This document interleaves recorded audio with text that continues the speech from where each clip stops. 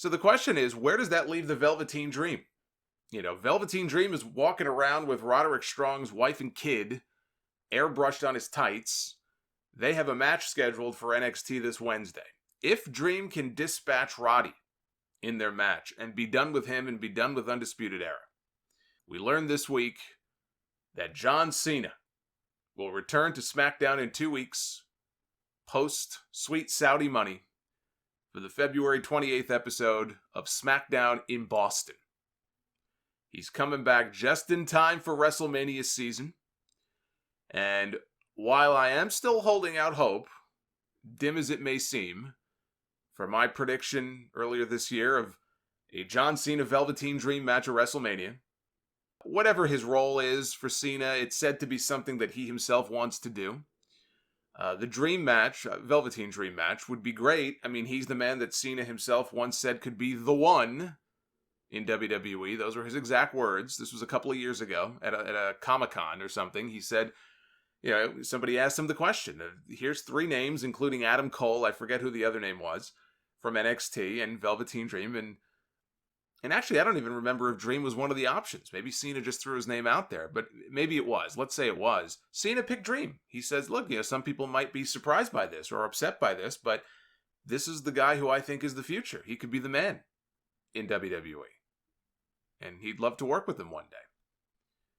So the idea of doing the match, Dream just came back from his injury, and, he's very popular, and, but he's popular in front of that audience. Can Velveteen Dream translate that popularity to the mainstream WWE audience? He's a charismatic guy. I think he can.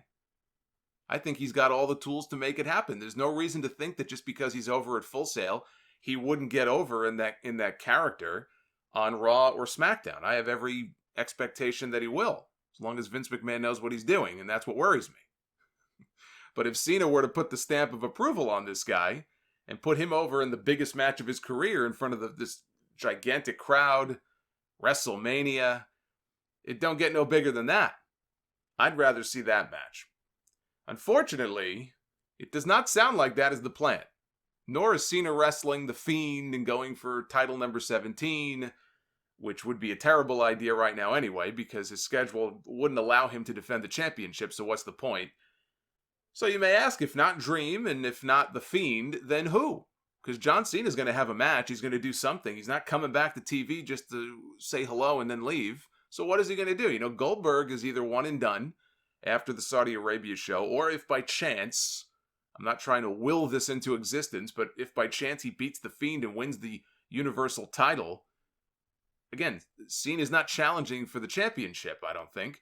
Daniel Bryan doesn't seem to have any obvious opponent this year. They've only wrestled once before, and Bryan already beat him. It's none of the above. According to Dave Meltzer, and Andrew Zarian of the Mat Men podcast says that he confirmed this with his own source as well, John Cena, as of today, is currently scheduled to wrestle Elias at WrestleMania. Yes, the same Elias who was manhandled and dumped from the Royal Rumble match by Brock Lesnar in the first 60 seconds of the match. I mean, I guess Cena was once manhandled by Brock too, but not in 60 seconds. I guess they want to bring this story to a conclusion. This would be the 3rd straight WrestleMania that John Cena has had some kind of interaction or involvement with Elias. Think back to WrestleMania 34. He wrestled The Undertaker in a quick squash. Before that, though, Cena laid out Elias with an attitude adjustment. When he walked out and he was talking crap about John Cena, Cena laid him out. Last year at WrestleMania, Cena interrupted an Elias concert as Thugonomics Cena, the doctor of Thugonomics. He came out, he rapped insults on him before laying him out with an FU. This would be the 3rd straight year of Cena and Elias. It's like the new Kane and Pete Rose. Only this time they would actually have a match. I have never seen Elias as anything more than a mid-card act. Now, he's a babyface now, and he's over. People like him. He comes out, he sings his song, the people clap along to the song, and they cheer for him. So he's definitely, popular in his own way. The question is Elias popular to be a headline act in WWE, something he has never been before. And I just don't see it. He's a babyface now. He gets some nice reactions. Once the bell rings, I lose all interest I have in this guy. And I respect the fact that John Cena may want to elevate him. I guess that's the idea. Cena wants to work with somebody he can elevate. But, I don't think he can be elevated much higher than the level he's at right now. I really don't. I just don't see him being enough of a star, even if he was to get a win over John Cena, to warrant this kind of sustained involvement with John Cena. I don't see it. They used Jericho once to try to elevate Fandango at WrestleMania years ago. That was Fandango's first match. That was a little bit different than this situation, but that was a fail. And so if the idea is to elevate Elias, even if he wins, do you ask yourself this question? And maybe I'm in the minority on this. Maybe I'm wrong. Maybe I'm not seeing something that all of you are seeing. Do you honestly see Elias headlining shows? Do you see Elias challenging for the Universal Championship and being a believable challenger in that role? I think it is a waste of John Cena's involvement if they go down this road. If he's going to elevate somebody, then elevate somebody who can actually go on to bigger and better things. Now, if the idea is that Cena can't do a long match because either he's too beat up or because, he's filming a lot of movies. He's got a lot of big movies coming out. He's not getting the kind of movies that Rock is doing, like 5 movies a day, this guy. He's got the ridiculous schedule. But he's well on his way. Cena's becoming more and more busy. He's doing more and more, film roles. And so maybe he just can't do a long match. Maybe he can't do an extended match. They want a low-risk match for him. If that's the case, then you know what they should do? I'm not even joking when I say this. Again, this would not be my number one choice. In a perfect world, Cena would have a major opponent to go up against at WrestleMania. Or you would put him in there with a young up-and-comer like a Velveteen Dream and let him go out there and wrestle for 15 minutes. And let him put Dream over. But if he can't do that, then what I think would be a great idea, if Cena's not allowed to do too much, I'd rather they have him beat whoever the 24/7 champion is. I know it's a joke belt. Have him beat whoever the 24/7... Who is it right now? Riddick Moss? Okay, well, how many weeks between now and WrestleMania? I'm sure Riddick Moss is... he may have already lost the championship for all I know. He may have been attacked at his hotel, and I haven't heard about it. I'm sure Riddick Moss will not be the 24/7 champion by the time April rolls around for WrestleMania. So whether it's him or somebody else, have Cena beat whoever the 24/7 champion is to win that stupid title. Maybe, and it's not something you would announce in advance. Cena shows up on Smackdown and maybe he starts teasing what his role at WrestleMania is going to be. And similar to what they did a couple of years ago, as we go into WrestleMania, it's still not made clear. Cena's going to be there. He's promised. He's guaranteed that he's going to be there. But we don't know what he's going to do. We don't know who he's going to wrestle. And it's not until Cena gets to the show and gets in the ring and shows up that whoever the 24/7 champion is, comes out to confront him or stumbles out there, whatever the case may be, gets in Cena's face. Cena lays him out, wins the 24/7 title. Big pop. Cena's got this title now. He's the champion. And then you have R-Truth come to the ring to confront his childhood hero, his childhood idol, the great John Cena. He's been telling us for how many months now? Years, it feels like. What an inspiration that John Cena is to him. How much he looked up to John Cena when he was a kid. And so Cena gives him a short match. And Truth, in the end, wins. He pins John Cena. And R-Truth, he shocks the world, and he beats Cena to win back the 24/7 title. And Cena's got a big smile on his face, a big grin. He gives R-Truth his props. He shakes his hand, raises his hand into the air. The people go nuts. The people love Truth. And I think it would be, it would be this big endorsement of him after the match. And Truth gets this WrestleMania moment that I don't think he's ever gotten in all the years he's been in this company. When has he ever had like a real big moment or big match at WrestleMania? Never. None that I could think of. He's done some skits probably and stuff like that, but that's it.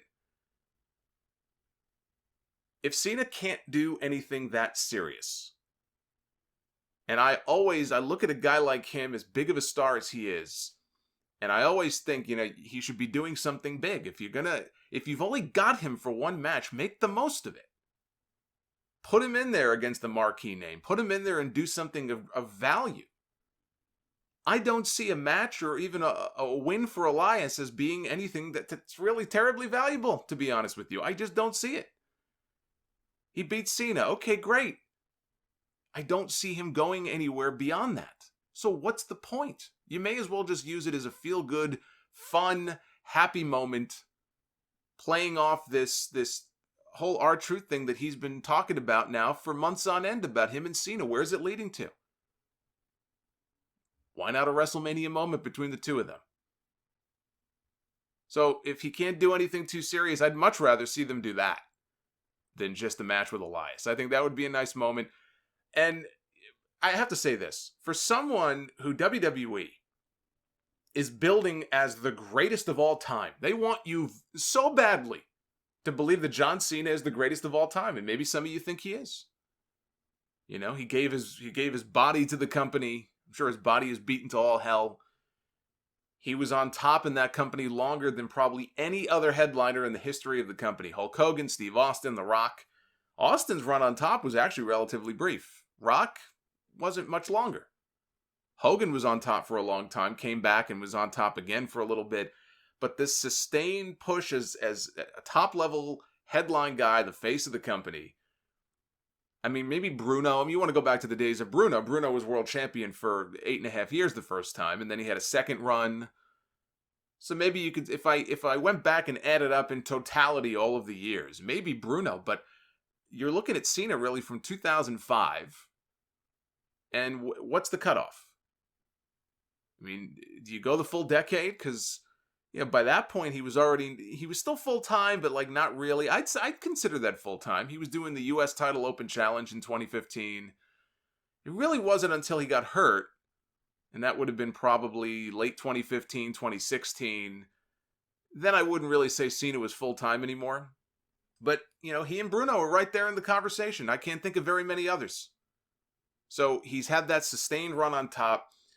He had a measurable effect on business, or did anyway, when it came to house shows and all the merch that he sold and all the different t-shirts and just everything that this guy does. So is there an argument to be made that he will go down as the greatest in company history? You can make the argument. He's not, to me, he's not, but you can probably make the argument. But boy, do they want you to believe that he is. Every time he comes back, and you're going to see it again in 2 weeks on Smackdown, I guarantee it. You listen to the announcers, listen to the language that they use. They bill him as the greatest of all time. And even though Cena himself has recently said he thinks Brock Lesnar is the greatest of all time, but that's just Cena saying stuff, I think.